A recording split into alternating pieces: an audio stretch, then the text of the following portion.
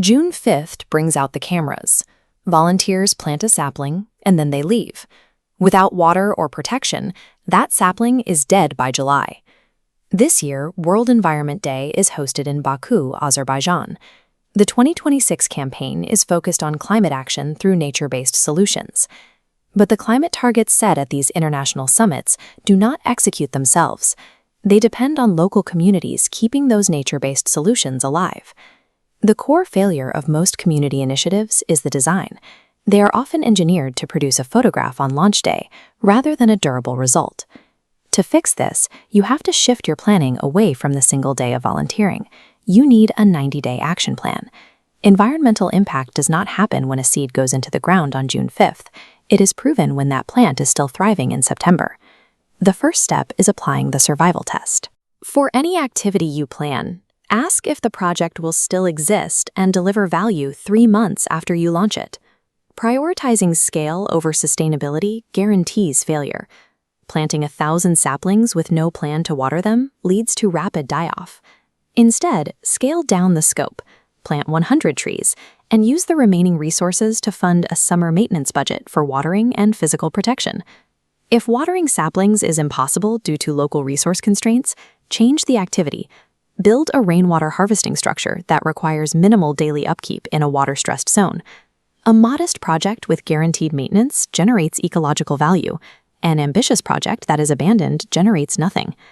To pass the survival test, your post-event maintenance milestones must be scheduled before the June 5th launch event even occurs. Next, designate an after-plan owner. This is a person held accountable for executing the follow-up calendar. Lock in the protocol for the first 30 days. This phase is about establishing and protecting the site during its most vulnerable window. During this month, the after-plan owner confirms watering schedules and physically checks the infrastructure fences to keep grazing animals out. Days 31 to 60 cover checking and correcting. A midpoint site walk allows you to catch missed waterings or broken fences before early losses compound. Days 61 to 90 conclude with the final survival check. This is when the official impact data is finalized. This 3-phase timeline establishes the specific oversight required for the project's long-term survival. Corporate teams often rely on group photos from launch day to document environmental work, but a volunteer's photo does not confirm a tree survived. Statutory CSR compliance and external auditors now demand verifiable data. You must be able to prove the outcome, not just the initial output. This starts by capturing quantitative baseline site conditions. Measure your key metrics before a single tool hits the ground. Implement geotagging systems. As each sapling or structure is placed, record its precise coordinate and assign it a digital ID tag. Routing that field data into a centralized system tracks longitudinal outcomes.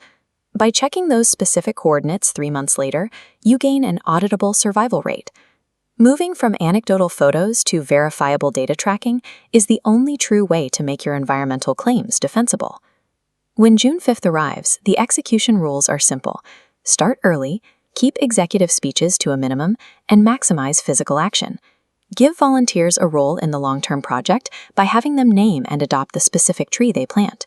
Ensure no participant leaves the site until the baseline data for their task is uploaded to the tracking system.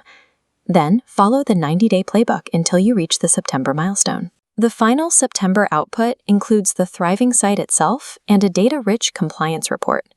Following the 90-day playbook ensures your World Environment Day activity results in a permanent, surviving addition to the local climate infrastructure.